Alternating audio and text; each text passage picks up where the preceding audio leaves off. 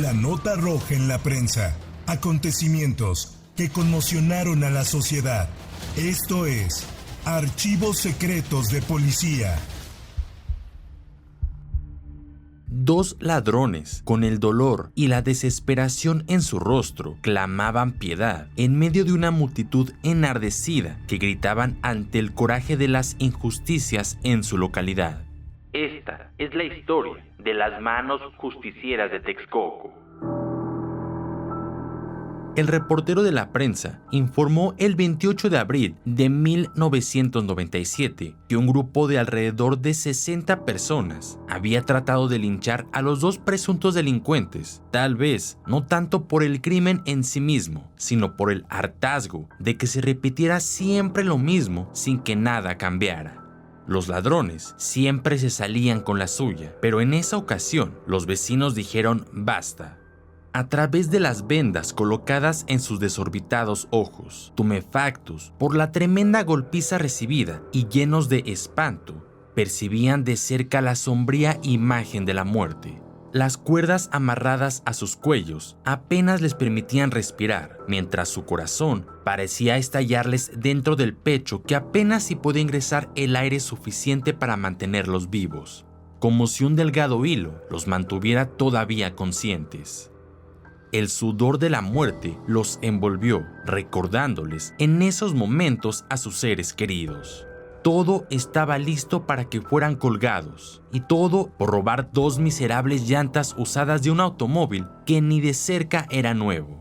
El escenario del crimen perpetrado y del que estaba por cometerse parecía extraído de una película, en el que la muchedumbre, indignada, se vuelca sobre los villanos y decide hacer justicia por sí misma, ahorcándolos en la plaza pública, con la salvedad de que, en este caso, no se trató de un filme, sino de la cruda realidad que tuvo como escenario la tranquila población de La Purificación, en el municipio de Texcoco, en el Estado de México. Alrededor de las 4 de la mañana, 4 sujetos que viajaban en un automóvil Valiant color gris con placas del Distrito Federal llegaron a esta comunidad de no más de 7,000 habitantes, dedicados en su mayoría al cultivo y siembra de granos, a la cría de animales, al comercio, a la construcción y a oficios varios para poder sobrevivir. Los hechos sucedieron 4 lunas llenas atrás, como dirían los otomíes y mazahuas, quienes sentaron sus reales en toda la región del Estado de México. El cuarteto de vándalos, provistos de algunas armas que, se dice, nunca fueron localizadas y de diversas herramientas, descendieron de su automóvil y se dispusieron a trabajar. Su artegio consistía en robar llantas, espejos, calaveras y objetos olvidados dentro de los autos. Se les hacía más fácil apoderarse de estos objetos para venderlos posteriormente en el institucionalizado mercado del hurto de diversas colonias capitalinas como la Buenos Aires, Tepito, Santa María la Redonda y a lo largo de calles y avenidas de la metrópoli. Luego de dar varias vueltas por las calles del lugar, entre las unidades que vieron y pensaron que les importaría algún beneficio, encontraron una camioneta tipo Guayín que se hallaba localizada en una de las vialidades relativamente estrechas del pequeño poblado de La Purificación. La oscuridad imperaba todavía y, como si fueran zorreros, se dieron a la tarea de desvalijar el susodicho medio de transporte, propiedad de don Jaime Zarco Chávez, quien se encontraba todavía dormido. Desde su profundo sueño logró escuchar ciertos ruidos ajenos a los que comúnmente escuchaba. Intentó ignorarlos, pero su curiosidad y molestia por haberlo despertado lo orilló a abrir los ojos y escuchar con detenimiento. En un principio no le dio importancia, estaba acostumbrado al canto de los gallos, el ladrido de los perros, a escuchar golpes lejanos que parecían de los que ejecutaban a 1 metro de su domicilio, así como al paso no frecuente de algún coche o del trabajador que con su carrito recogía la basura. Así que no le dio mucha importancia e intentó conciliar el sueño nuevamente. Don Jaime calculó que faltarían unos cuantos minutos para las 5 de la mañana. Sin embargo, al escuchar con detenimiento de dónde provenían los ruidos y oír voces masculinas, decidió levantarse y echar una mirada.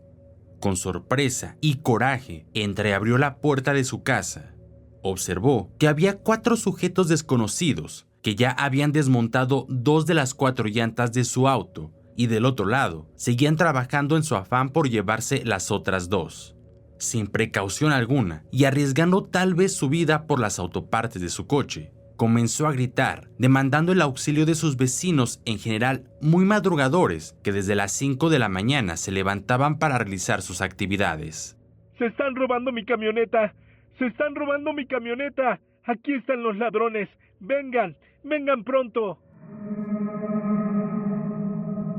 La respuesta de los solidarios habitantes de la Purificación no se hizo esperar. En unos cuantos minutos salieron de sus casas hombres y mujeres, algunos de ellos armados con palos, con bates y con otros objetos, al tiempo que vociferaban contra los ladrones que de momento no se habían percatado de lo que acontecía. De los 4 rateros, 2 de ellos, al ver que se acercaban amenazantes los amigos de Jaime Zarco, subieron al Valiant gris y en forma alocada salieron del pueblo, en tanto que el otro par intentó hacer lo mismo sin conseguirlo, pero echó a correr sin rumbo. Más de medio centenar de personas iban tras los 2 malhechores. De pronto, uno de ellos hizo el ademán de sacar un arma y entonces uno de los pobladores, alcanzándolo, le dio un fuerte golpe por la espalda, causando que cayera. Lo mismo sucedió con el otro, que fue alcanzado por los golpes que parecían volar. Así fue como ambos quedaron derribados y luego fueron amordazados. Para entonces, los 2 sujetos lloraban y gritaban desesperados, tratando de explicarles por qué trataban de huir de ahí horrorizados. Los lugareños les preguntaron que desde cuándo hacían eso, pero no pudieron decir nada al respecto. Fue en ese momento cuando un grupo como de 20 jóvenes, todos hombres de mediana edad, se lanzaron contra los 2 cacos y comenzaron a golpearlos por todas partes, sin preguntarles ni decirles nada, solo golpes. Por favor, déjenos. Ya nos vamos, por favor. La vigorosa turba solo se detuvo cuando alguien gritó: ¡Que los cuelguen! Siempre entran y salen de la cárcel sin el castigo que se merecen. Y al siguiente grito, decenas de enardecidos se fueron contra Eduardo y Fidel, repartiéndose tremenda golpiza, con los puños con palos en la cabeza y en la cara. Cayeron al piso los maleantes y los amarraron de pies y manos, y aún todavía recibían algunos golpes más. Parecía como si hubieran subido a un ring y les hubieran puesto una docena de profesionales, como si ellos fueran sacos de sangre que brotaba tras cada puñetazo o palazo. Y los habitantes cansados, como verdugos que sacrifican a las bestias salvajes, mientras los culpables los miraban con ojos como de animales que están a punto de ser sacrificados. Aunque había un punto de coincidencia en todos aquellos que participaron en esta tunda de la que se salvaron los otros 2 ladrones, todos gritaban: ¡Se lo merecen, se lo merecen! Estamos hartos de tantos delincuentes. Nos asaltan, roban, hieren, violan a nuestras hijas y nunca los agarra la policía. Son unos malditos ladrones. ¡Que los cuelguen! Pidieron perdón los maleantes, suplicaron que ya los dejaran en paz y los mandaran a la cárcel, pues sabían que en unos días saldrían libres bajo fianza, como en tantas otras ocasiones, ya que, además, tenían amigos judiciales que los ayudaban a salir pagándoles una buena cuota. Los moradores de la Purificación, entre más sangre veían en aquellos hombres, más se enfurecían, y las patadas, puños y golpes con lo que tenían a la mano no cesaban. Pasados unos 15 minutos, un numeroso grupo de habitantes del lugar se abrió paso entre los vecinos, llevando en las manos unas cuerdas que les mostraban a la multitud y exclamaban: ¡Vamos a colgarlos a la explanada! ¡Vamos a colgarlos! ¿Están de acuerdo que hagamos esto? El vocerío no dejaba escuchar. Al unísono, todos desgañitaban diciendo: Nos cobran impuesto y nos ultrajan. No tenemos seguridad. Viciosos y policías nos atrapan y nadie nos hace justicia. Ya nos vieron la cara de penitentes a todos. Autoridades y rateros parece que trabajan juntos. ¡Vamos a darle una lección a estos desgraciados! La alborada se hizo presente. Para esos momentos, se encontraba ya en la explanada el delegado de tránsito de la Purificación, Francisco Durán, quien, ronco, repetía incesantemente sin ser escuchado por los de ahí presentes: Ya déjenlos. La justicia se encargará de ellos. Ustedes ya los detuvieron. Ya los pusieron como Santo Cristo. Ahora que un juez se encargue de ellos. Yo les prometo que serán castigados por este y por otros delitos que hayan cometido. Ustedes no tienen derecho a hacerse justicia por su propia mano. Si los matan, cometerán un delito. Nadie le hacía caso al delegado. Incluso algunos de los campesinos, comerciantes y habitantes de esta comunidad, sin percatarse de quién se trataba, lo empujaban de un lado a otro. Desesperado por no ser escuchado y tal vez con temor de que los más irritados lugareños ajusticiaran a los dos rateros, tal vez él y sus jefes podrían perder el puesto en Texcoco ante su incapacidad de frenar el linchamiento. Con este pensamiento en su cerebro, optó por alejarse y buscar un teléfono para comunicarse con las autoridades del municipio de Texcoco. El dúo de desvalijadores había sido arrastrado un buen trecho. Montones de cabellos quedaron por todo el campo. Quien los hubiese visto habría pensado que fueron arrastrados por caballos, como si de un castigo del tipo inquisitorial se hubiera tratado. En esta acción, reveladora de la más manifiesta e insatisfecha indignidad por tantas injusticias recibidas, no había un agitador, o como se le quisiera llamar, que estuviese induciendo a la muchedumbre a ahorcar a aquellos dos fascinerosos. Era una rebelión de menos de un centenar de personas que de algún modo elevaba su promesa ante las autoridades por tanta injusticia para con ellos. Ya no estaban dispuestos a permitir que asaltantes y ladrones comunes como Eduardo y Fidel, que aprovechando la oscuridad, se apoderaran de autopartes de coches y de otras prendas y artículos para venderlas al mejor postor, sin pensar en el daño que les causaban a sus víctimas. Minutos después, la pareja de maleantes estaba prácticamente acabada.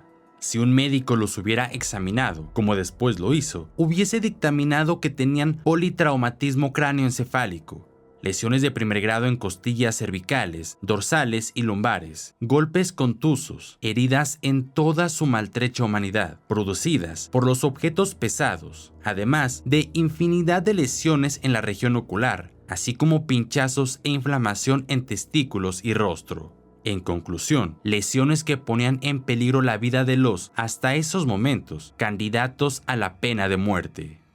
La sangre les brotaba en pequeños chorritos, pero se podía adivinar que emergía de la cabeza, de la cara, de los brazos, piernas y de otras partes del más que quebrantado organismo de los ladrones, cuya visión era borrosa, respiraban fatigosamente, sentían el cuerpo paralizado y no sabían si estaban vivos o muertos, ni podían mascullar palabra alguna. Minutos antes del arribo de la policía, de la que se habían olvidado por completo aquellos hombres y mujeres resueltos a llevar adelante el linchamiento, se dispusieron a colocar la cuerda en la garganta de los dos apresados infraganti. Amarraron el instrumento mortífero a unas gruesas maderas colocadas en la parte alta de la explanada y el macabro rito, preludio de la muerte, tomó fuerza.